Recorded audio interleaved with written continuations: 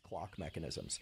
So you want to use sunlight. If you can't see sunlight because of your environment, then you are going to have to opt for artificial light. And in that case, you're going to want an artificial light that either simulates sunlight or has a lot of blue light. Now, without going off course here, you might be saying, wait, I've heard blue light is bad for me. Actually, blue light is great for this mechanism during the day.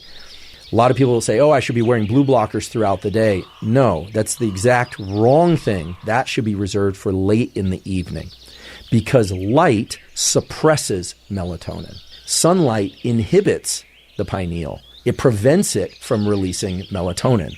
Darkness allows the pineal to release melatonin. So the pineal is not the gland or the organ of sunlight. It is the gland of darkness. In fact, melatonin can be thought of as a sleepiness signal that's correlated with darkness. So get up each morning, try and get outside. I know that can be challenging for people, but anywhere from 2 to 10 minutes of sunlight exposure is going to work well for most people. If you can't do it every day or you sleep through this period of the early day, low solar angle, don't worry about it. These systems in the body, these hormone systems and neurotransmitter systems that make you awake at certain periods of the day and sleepy at other times are operating by averaging when you view the brightest light.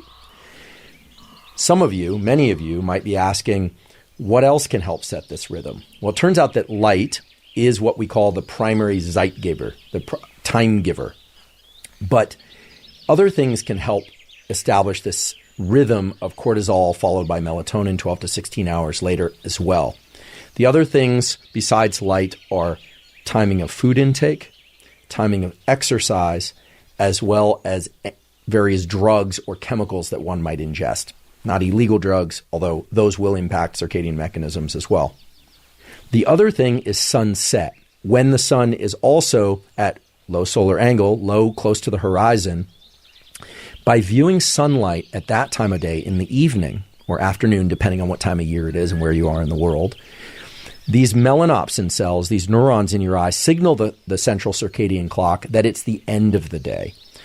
There was a really nice study that showed that viewing sunlight around the time of sunset, doesn't have to be just crossing the horizon, but circa sunset, within an hour or so of sunset, prevents some of the bad effects of light in preventing melatonin release later that same night.